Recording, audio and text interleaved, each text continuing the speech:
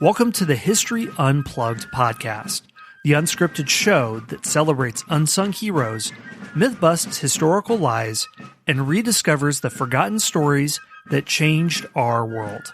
I'm your host, Scott Rank.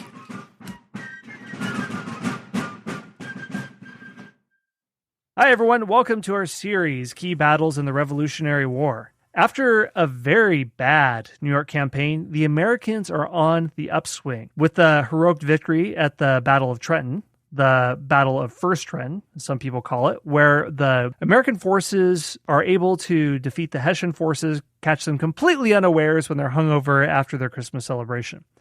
So now we're going to see what happens in the aftermath with the Battle of Second Trenton, and if the Americans are able to keep the momentum of victory, or if they're going to have some more hardships come in. Where are we at, James? What's happening now? All right, well, after the momentous victory at Trenton, Washington realizes that he doesn't want to stay on the New Jersey side of the river, the east side, in other words.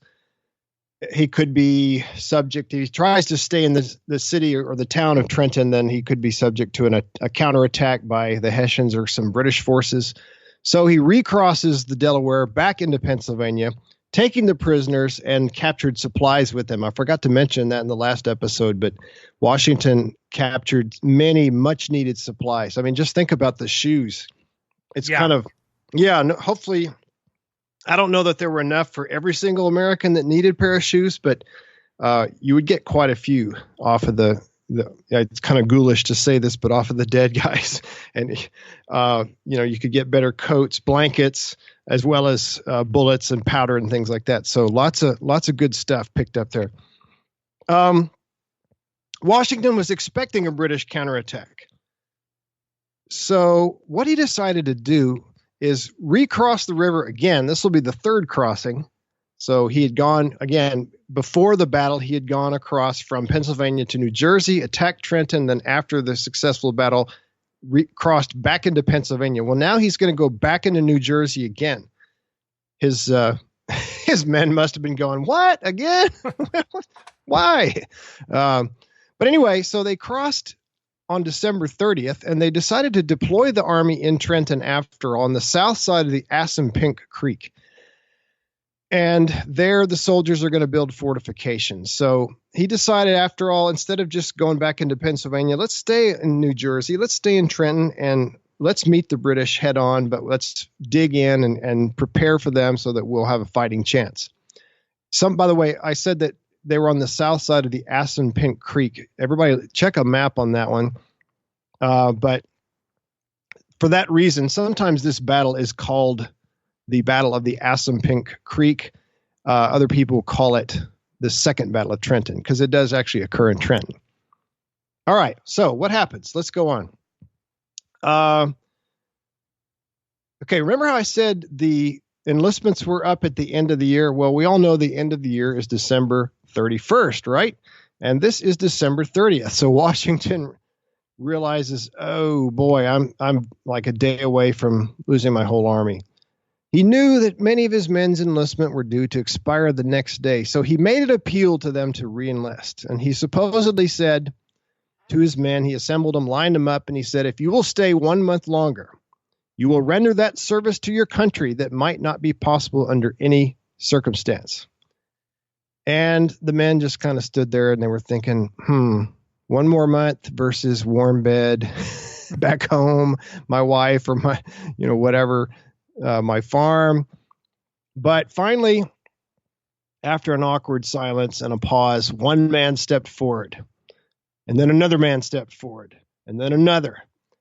And they just kept stepping forward, almost like Hollywood fashion. I guess that's where they got the idea from. I don't know. You see this all the time. Who's with me? And one person comes forward, then another and another. But so it really happened here. And before long, nearly all of Washington's men agreed to stay. And one of his officers said to him, should we get them to sign something? Make it official. Washington said no. Men who will volunteer in such a case as this need no enrollment to keep them to their duty. So pretty neat, huh, Scott?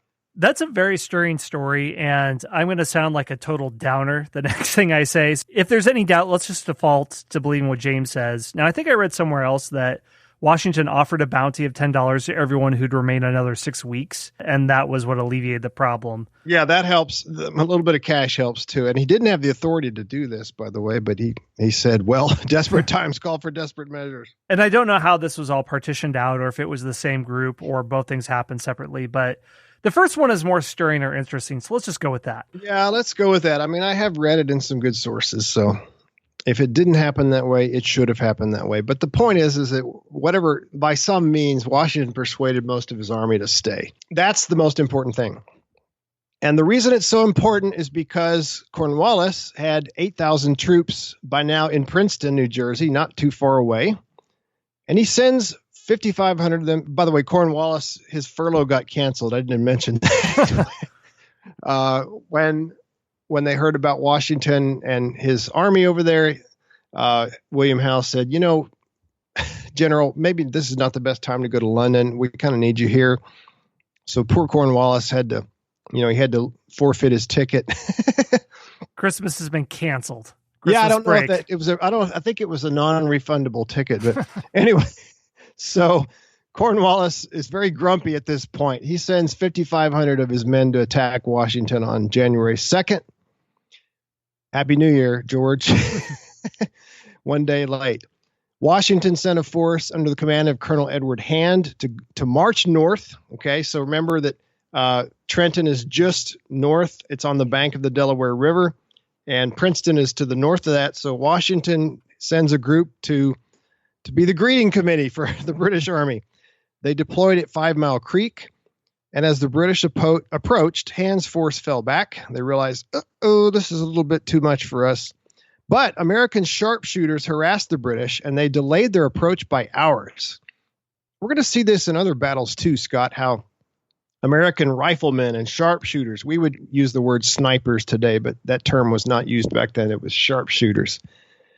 And they were very sharp shooters, and they would target officers a lot of the time. And they had rifled muskets, so they had much better range than a regular musket. They're going to constantly throughout the war be picking off British officers and just harassing British and coming out of nowhere, supposedly or seemingly. And the British just don't know how to deal with that. So anyway, the British advance toward Trenton is slowed down thanks to the sharpshooters. Washington sent more soldiers forward to beef up Hand's force, delaying the British even more. And it was almost dark before the British reached the main American position behind the Assunpink Creek. Now, there were 3 Virginia regiments who protected a bridge across the creek that the British would have to cross to get to the main American force. How many times do you see this in warfare, Scott? You've got a creek or a river, and you can't just make your army wade across it. It's too deep. You don't want to swim because then the other side will come over there and shoot at you and kill everybody. Some people probably can't swim anyway. So you got to have a bridge.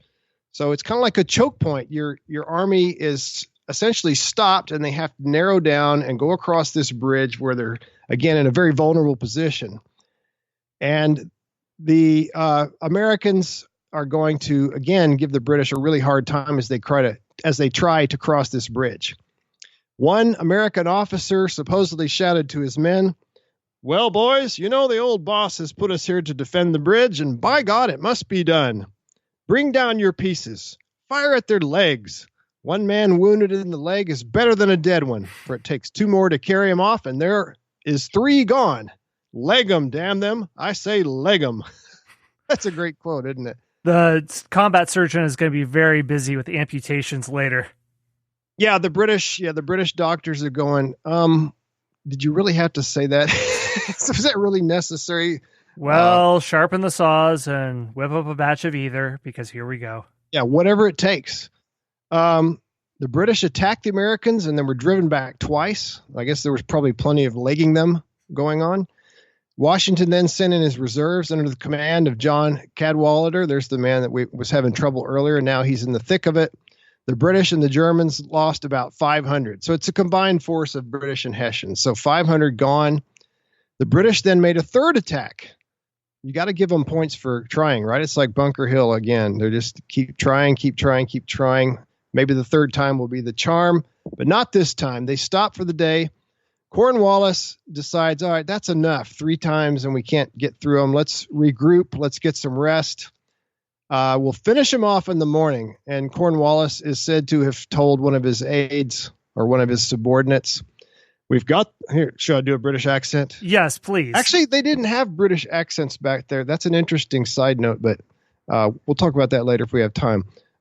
So he said, we've got the old fox now. We'll go over there and bag him in the morning. So I did kind of a semi-British accent there. Yeah, supposedly the British, what you think of today as a British accent. Have you read this, Scott? It was like developed in the late 1800s, early 1900s by upper class British people who were trying to sound more highfalutin, more classy. I've read that during the time of the Revolution, the British and the Americans actually spoke with just about the same accent. Right. And some have said that the English that you would think of spoken by a genteel Southerner would be closer to British then. This is a little historical aside. If we don't have audio recordings of the past, then we can't know how things sounded, except for poetry, because obviously most poetry rhymes. So if you find poetry from a dated period and reading it and you think, well, this rhyming structure doesn't make sense, that can clue us into the pronunciation.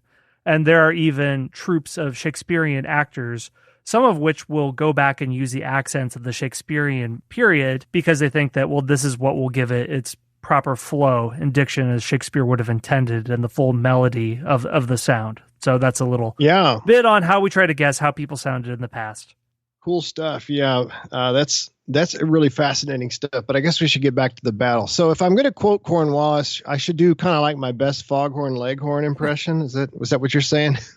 Yeah, sure. Why not? Let's just go for it. We've got the old fox now. We'll go over and bag him in the morning. I would think more like a Savannah, Georgia kind of. But yeah, I don't know. I get my Southern accents all mixed up. But anyway, so the point is that Cornwallis makes what, at least in hindsight, seems to be a huge mistake. He's putting off till the morning, assuming Washington's just going to stay there like a gentleman and fight like a man, right? Here's what, by the way, this was a very bloody battle. One American soldier wrote, their dead bodies lay thicker and closer together for a space than ever I beheld sheaves of wheat lying in a field over which the reapers had just passed. So a lot of carnage in a very small amount of space. So, okay, the sun sets and night falls and the British are resting and they're eating relatively well, certainly much better than the Americans probably did. And the British are just going to rest up. They're going to wake up early in the morning and finish the Americans off. So when they wake up, they send a few scouts forward and they look across to the American position. And guess what they found? They found nothing. Washington, once again, is gone. The whole American army, they gave them the slip once again, just like they did back at Brooklyn earlier in this year.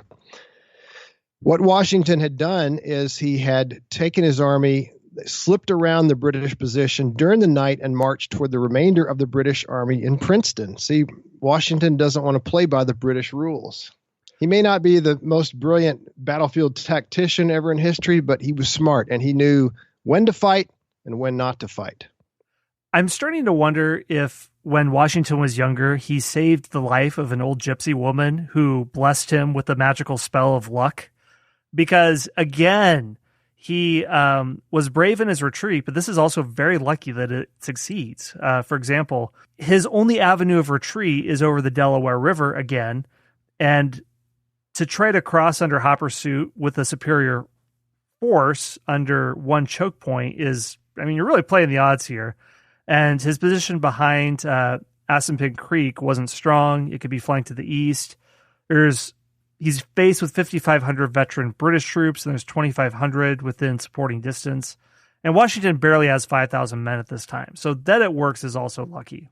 Yeah, and also not only that, but he's violating a cardinal rule of military warfare at the time. You do not put yourself between two British forces.